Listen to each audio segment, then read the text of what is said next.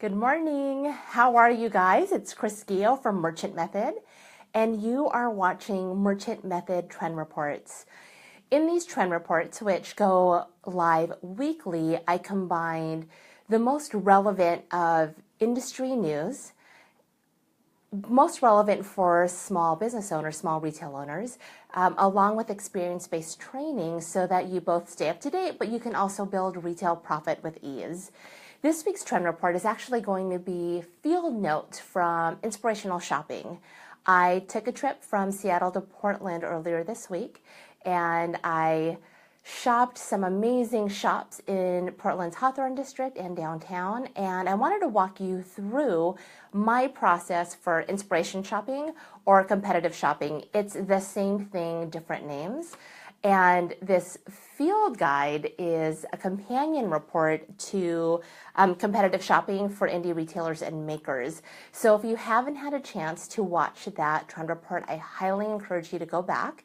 You can find it at merchantmethod.com under retail trends, or you can find it on YouTube at Merchant Method. So in that trend report, I walk you through why you want to competitive shop and the elements of competitive shopping, how to execute it, and what I wanted to do today, since it's top of mind, is walk you through my own process of inspiration shopping. I inspiration shop any chance I get. When I'm working specifically on product development, I'll inspiration shop at least 2 to 4 times a year. If I'm working in retail, I inspiration shop at least once or twice a month. So here is my process. It was a preparation process, identifying what I was assessing, identifying what I hoped to learn. Then I actually did it. I reviewed what I assessed and noted, and then created action steps. What am I actually going to do with this information? It's pretty similar to a scientific process, though there's no iterative process. It starts with preparing, having an idea, doing the work, assessing, and then doing something with that information. So I knew that I was staying in Portland's Hawthorne district, and I hadn't spent much time there before. So typically how I prepared for this trip, or how I prepared for a trip to Austin, or a trip to Southern California, it's all the same. I start by doing some pretty straight up online research. I will look for articles about independent retailer or boutique shops within a specific neighborhood. So I start with Google searches. I also look at Yelp, because there are a lot of businesses with a presence on Yelp that may not have a website. And just because a business doesn't have a website doesn't mean that it's not an awesome business. I also want to look at proximity to things. It may redirect me to a website that's not SEO optimized. That's often the case for restaurants or newer businesses. So I'll look at Yelp reviews purely to find other information, not for the reviews themselves. I will look at Google Maps and plot where these shops are against each other. And so those are my initial filters. I will look at building a list not only for independent retail, or it could also be specialty retail or national retail, but I focused this trip on independent retail, as well as service providers. I was looking at restaurants, cafes, and then I also used a car service. I used Lyft during part of my time away. I'm also assessing service on Lyft. So what was I assessing? I was particularly interested in gaining some insight into overall customer engagement. And for me, overall customer engagement has a few components. And the first is the human-to-human interaction. I want to be able to assess engagement first by body language, because body language communicates things far more quickly and communicates all the undertones and subtleties of what's happening in the overall environment that I may not be aware of so much more quickly than verbal communication. So for me, I assess body language first, verbal communication second. And then that was the first thing. The second thing I was assessing was the combination of assortment and merchandising. I want to know what retail buyers are buying and how they're romancing the product. You know, specifically, what is new to me brands, new to me product. And then the third thing I assess is pricing. I always assess pricing if I have an index, and an index would be an item that has really great distribution, is represented both in larger retails and independent retailers. And in this instance, my index was Portland Bee Balm, a tube of Portland Bee Balm. So it's Bee Balm lip moisturizer and lip protectant. Comes in a tube like that. It's great product. I love it. It was gifted to me. And the reason why I selected this as an index is because they are a fantastic local product and they have wonderful wholesale distribution up and down the West Coast and beyond. They retail direct to customers at $2.99, and I wanted to see what the variation was, the slight variation from shop to shop. When I'm looking at pricing, I'm also looking at, in the back of my head, full price versus promotion versus markdown. So those were the three things that I was assessing on this trip. Engagement, to me, different than service. Engagement, assortment of merchandising, and then pricing. And what I was hoping to learn, as I mentioned before, was getting exposure to brands that were new to me. Number two, the execution of the principles of design. Because I'm a huge believer in gathering inspiration many different ways, and one of those ways includes photos through Instagram or through Pinterest, but the execution of that is always going to be different based on your business brand, based on your product, and based on your physical space as well as your physical resources. So it's always interesting to see what the inspirational execution of the principles of design look like within a retail setting or within a commercial setting. And then the third thing I hope to learn is if there are fantastic conversational phrases that spark genuine engagement. I have mine, but they're only mine. And if I can learn new phrases, new techniques for genuine engagement, I am an eager student. So those were the three things I was hoping to learn. And just because I hoped to learn it didn't mean I was going to get that lesson at the very end.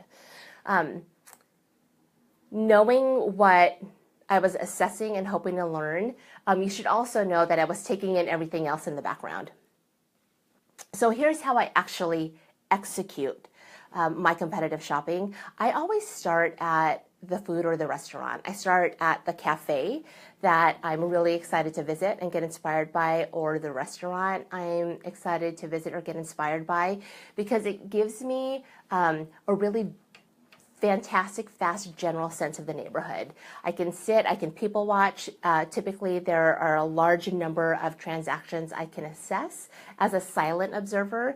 You know, it could be the person helping me is helping 6 or 7 different people.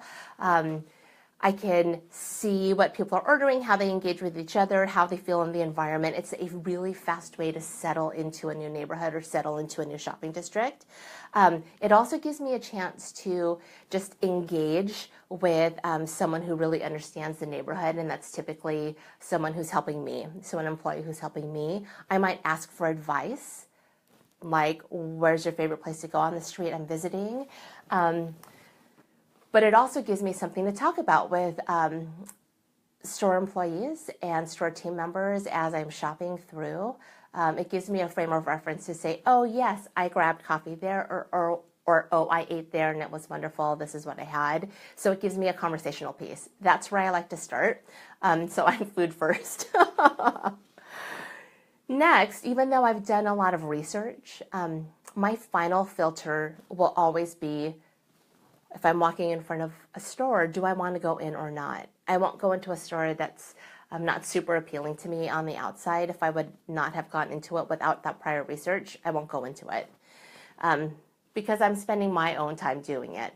So that's a final filter. How does the store look like on the outside from a customer's perspective? Am I inspired? Number 3, I walk in.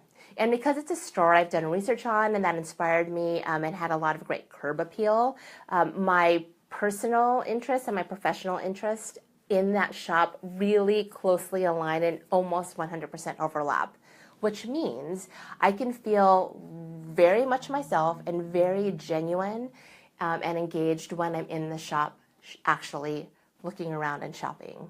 Just because you go inspirational shopping, just because I do, just because you go competitive shopping does not mean that you have to buy something, but you may want to buy it. Those are the items I call my trophy buys because the experience was just so wonderful. It's embodied in a thing.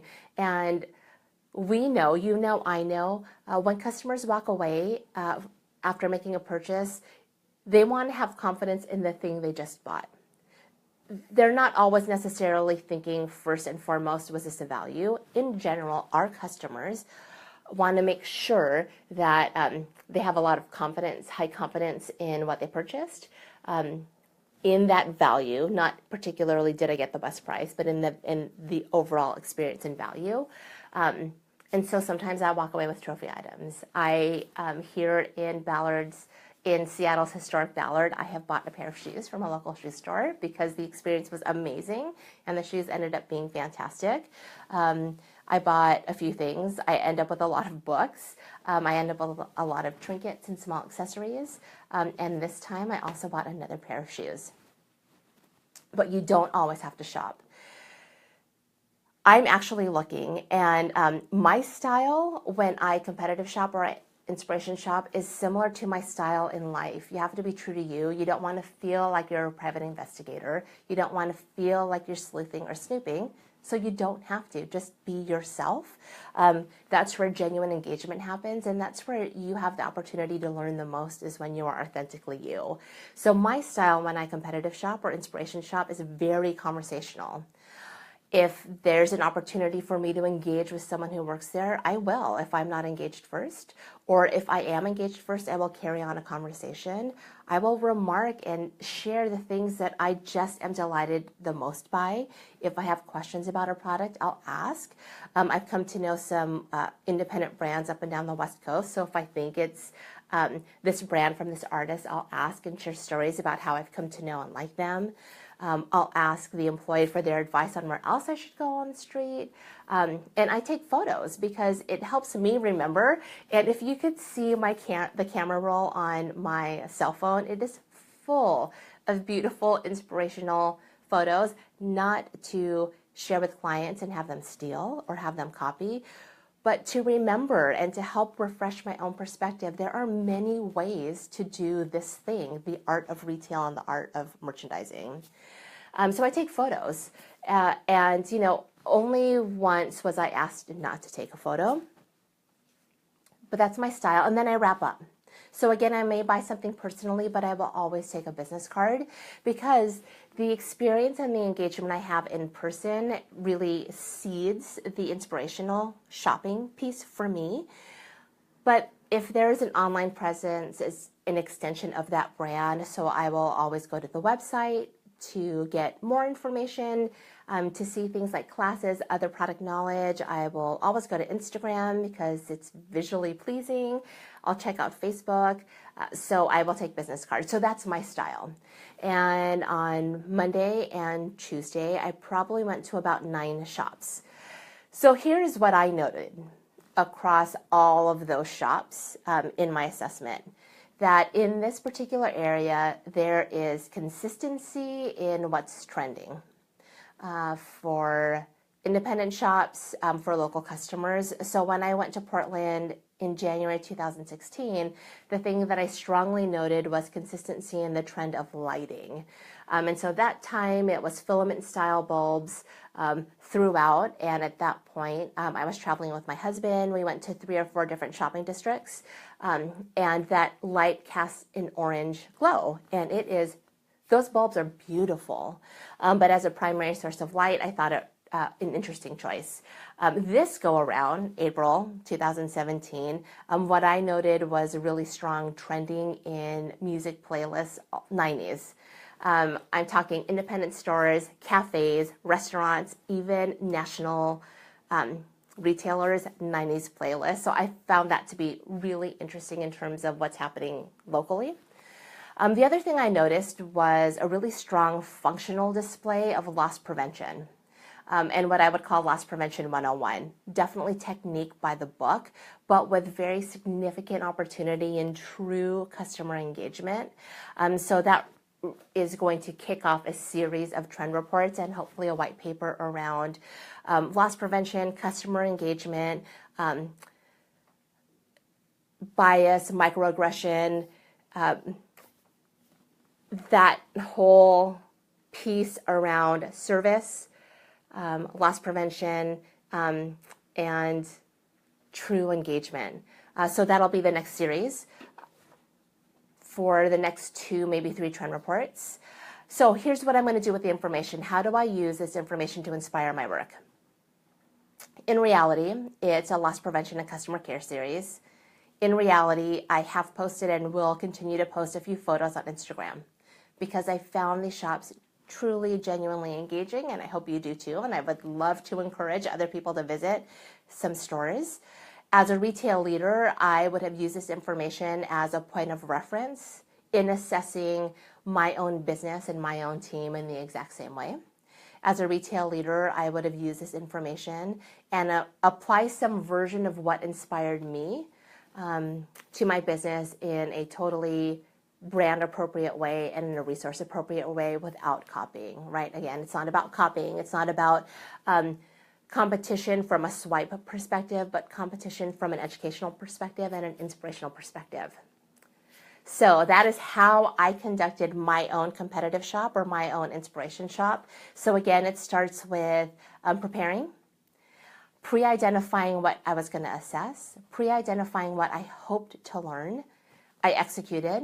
I did a quick hindsight or reflection on that experience, and then I identified what I want to take action on.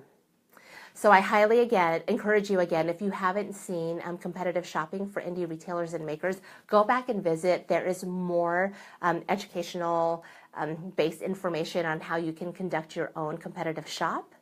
And I'm super excited for you. Now is a fantastic time to do this.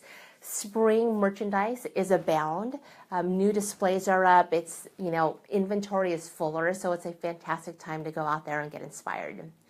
Please join me next week. We're back on Tuesdays at 2 p.m. Pacific for our the kickoff to the loss prevention series and how to think through loss prevention past the 101, past all the general information, general great information that's available online. And number 2, really think through it and develop a program that is so brand appropriate for you, for your brand, for your team, for your customers, and feel that you can continue to provide great, amazing service and still have an awareness of what's happening in your store. Thanks so much. This is Chris Gio from Merchant Method, and until then, I will see you next week. Bye-bye.